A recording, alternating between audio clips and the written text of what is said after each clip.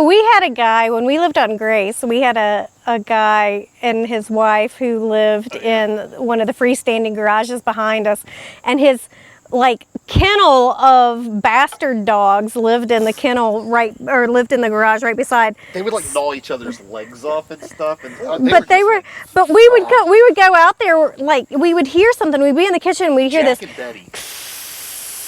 And we're like, what is going on?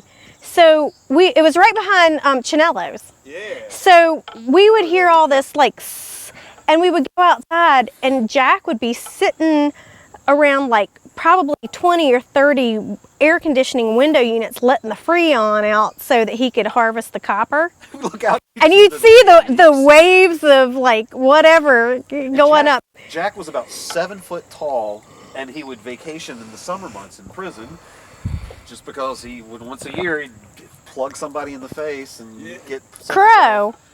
Huh? Crow. Crow was great. Crow was a That's who he'd plug in the face or hit with a broken bottle or something. Crow was a 400-pound Vietnam vet that would sit in any furniture that you throw out to be trashed. That was his bed, and he would sit out there and play the harmonica, and the dude could blow harp. Lynwood Hall. Aimee Hall, household manager and dumpster diver extraordinaire. That's a good title. I know, right? I like that. And vodka connoisseur. I never realized she was so important. I am important. I kind of feel like I've just wasted her last 20 years. Oh, don't say that. A great story about how we first connected, I guess. Oh. I was a musician in Richmond. I'm from the Salem area, and she's from Pulaski, but we didn't know each other until we lived in Richmond. And I was playing music one night, and I was playing Needle and the Damage Done, and little Miss Aimee over here had a shaved head and combat boots and a ring through her nose. I was an individual just like everybody else at the time, going to BCU and becoming an art major. But so I'm up here in my little passive way playing Needle and the Damage Done, my best Neil Young, and she walks up with her shaved head drinking a Guinness, takes a big pull off the Guinness and spits it on me. She is, I effing hate Neil Young. The next night, he made me cookies and a mixtape. It wasn't a mixtape. Oh, it was Offspring. But he made cookies and a tape, and then after that I moved in with him, and nearly 20 years later and one child later, we're blissfully swinging in a hammock swing in Bunny Pines in Salem, Virginia. You know, my favorite place I was going to say my favorite place in the state would be Richmond, because I really came into myself in Richmond, and it's sad because it took me leaving home and going to a city to appreciate the country and appreciate history and appreciate architecture and appreciate fine art and appreciate open opinions and appreciate different lifestyles. And Richmond really enabled me to come into myself. And so I will always have a warm, fuzzy place for the city, and that's where we met. And there's so much there that I hold dear, and it's probably one of the most beautiful places, not only in the state, but I think in the whole country. But this place too, you know, is a warm and fuzzy place for me, because this is where we came back, and this is the place that we decided to together, you know, start a family. And I have my little passport charm around my neck that has Salem, Virginia on the back, because I wasn't born here, but the joke is that I was voted in by city council, and I have my little passport that allows me to stay here. And I joke that also when I drive into work that my car, once I cross the line, doesn't run quite as well as it would in Salem.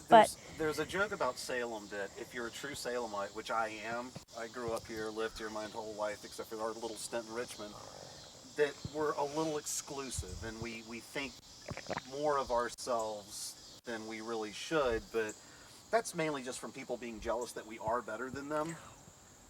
So yeah, it was kind of a running joke that a Pulaski girl ended up living in Salem. I married up, I guess. Yeah, It also helped that I went to high school with the mayor, but Oh, right now you're in our backyard, yeah, and I right. would like for you to leave if you don't mind. Our immediate backyard contains a really sad garden. It was a really good attempt. It started off with a bang, and it's not so great. We have some chickens. This is our first go round when it comes to being urban farmers and raising chickens. So we have yet to get some eggs, but they're fun to watch walk around. So that's, I guess, our immediate backyard, our But I regional will tell you, backyard. I will tell you about how we've done this garden now, and we have the chickens and we have rabbits. We are so not farm and garden people that we picked and cut into a pumpkin thinking it was a watermelon, and we named our boy rabbit Matilda because we just didn't know any better. And that's pretty much our backyard. That is true. That is true. We were very, So well. we were very excited about our first watermelon. Yeah. It was beautiful and it was large and it was just, we were so excited to take it in the house and share it with our daughter and just show her, we made this, we grew this, and it's a great and wonderful thing. And we put it on the counter and still didn't quite figure out with the stalk coming from the top that it was a pumpkin. Only after we cut it open and realized it's white. Well, actually not even quite that soon. Yeah. We still kind of had to we still poke at it and smelt it a lot and did a lot of things like that. But you know how it wasn't immediately evident that it No, was a. But you know how with social media, if you do something, you're immediately seen as an idiot on social media. So I'm thinking, well, how am I going to make this work for me? So I announced to the world that we had We made crossbred Oh, a new vegetable called a pumpkin melon. yeah. But we were so excited. Yay, we grew our first watermelon. And it wasn't. It wasn't so much. It was a pumpkin that we picked far too soon, back in its greenness. So our backyard is basically Bunny Ponds. it's called Bunny Pines, and it's equally epic successes and failures. Yes, indeed. My hope for our family would be decades from now, we're still doing this. We're still together in swings, laughing and having fun and talking about what we've done and what we're going to do. I don't want that to end. I don't think I ever want that to end.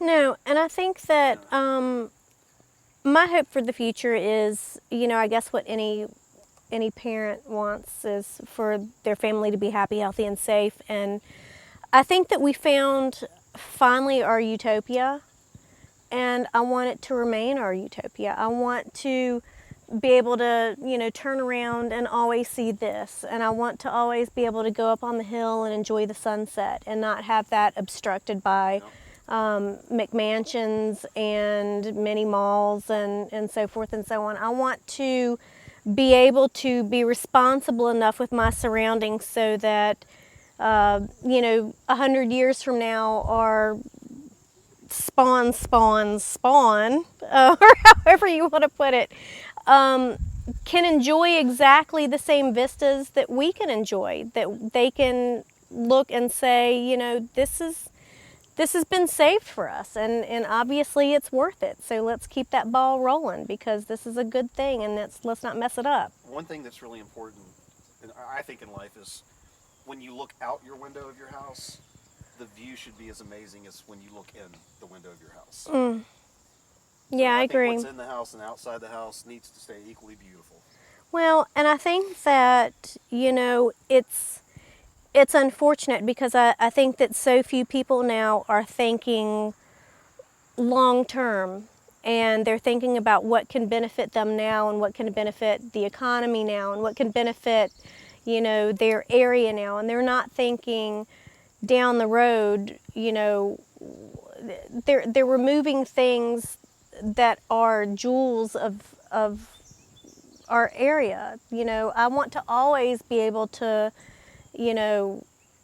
say that those mountains are going to be there and those, trees are going to be there, and that it's always going to be that unspoiled and that beautiful, because there are so many places that have lost that, and once you lose it, you can't regain it ever again. So that's I mean, kind of the way I see it. where else can you walk out in your backyard, have a seat right by Andrew Lewis, and watch the sunset over Fort Lewis It Mountain? is a gorgeous, gorgeous, gorgeous view. So that's us. Well, I have to think about that for a I second. took a picture of a ghost in the cemetery. Ah, I told him about it. Yeah, that was really freaky. Yeah, I can't find the picture though now. I know, we can't find it anywhere. Ghost took it. Oh, you can talk about one night when you and Archer were back here in this field. Yeah, there's it's weird because We have boogies at our house, Yeah. but we never want to leave it. we hear noises and Do you want to try it while we're still talking about it? Are you taping right now? Yeah, take it. Oh. What's going on with the? Oh no, are you taping? Yeah, I'm taping. You're getting squirmy. You're like touching your collar and Oh, no, looking all. I always feel weird. Like, what do I do with my hands when I'm like? You're put them in your pockets. Yeah, like, I don't know what to do with my hands. I felt really good about the Chevrolet team out there today. No, you know, it's interesting because we've had the opportunity to you know, move into a new build. Let's move into a split level and it's no maintenance and it will be, you know, perfectly effortless for decades to come. And that's not us. And I think that also is another carryover from Richmond is that you know, we really dig the old homes and we love to be part of established history. I guess that's a good way of saying it, or a terrible way of saying it. Remember when we decided to move back? We were sitting at Sobel's and the Andy Griffith show was on the TV at Sobel's. Oh, Sobel's. And you were like, God "See, I want love to raise Paul a Sobel. family in a town like that." Hey, and we did. And I'm like, I grew up there. Hey, let's do that. So, But I mean, our house, you know, our house was built in 1903 and it's absolutely fantastic. And there is not a level surface in the house and it will be a constant money pit and it will, you know, always be leaky and drafty and make noise and so forth. But you know, growing up, and I'm looking at the roof line right now, growing up, it's my dream. This is exactly where I wanted to be, and I can't think if I won the lottery, I would have the exact same life. I'd like to say. I think so. I guess I would be a bit more charitable, but I mean, this is where I want to be, and this is what I want to do, and maybe get some goats for the back field. I'd replace the toilets, I think. I would replace the toilets probably. They're a little marginal and iffy, and you know it's kind of like a crapshoot, but literally. But this is where I want to be, and you know we have little ghosty things, I guess that are part of our. I don't even know how to say it. We have. We're not the only people that live in our house, and we're not the only people that live in the field behind us. But I guess that's par for the course when you're dealing with, you know, a house of that age and with an environment that contains such a rich history.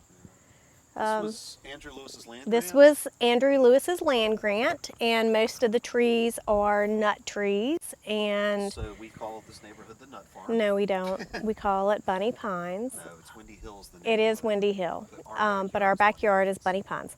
Spider. But this is such a rich area, of Civil War history, and gosh, there's just so much goodness and so much tragedy, and there's, you know, so much to appreciate that it can't be ignored. So I'm very happy to be part of it. You? Yeah, I think it's pretty. Does pretty sweet. it give you 2 thumbs up? Yeah, I'm right there. Ooh, why did we call it Bunny Pines? Well, these are pine trees, and we have rabbits, but also we can sit up there and watch in the back field back here there are tons of rabbits, and they're just all over the place. So you just sit up there and Watch have the a cocktail sunset. in the evening, watch the rabbits run around with the sunsets. So it seemed like a fitting name for the place. Buddy Pines.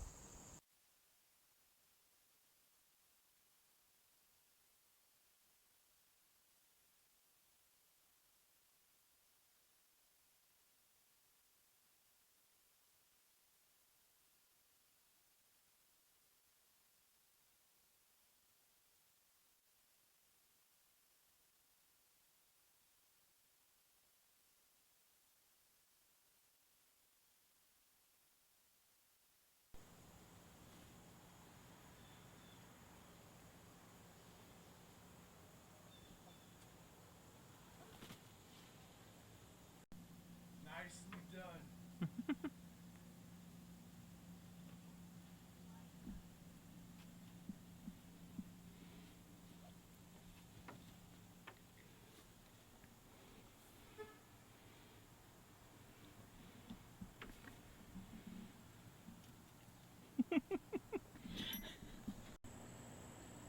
Just all down.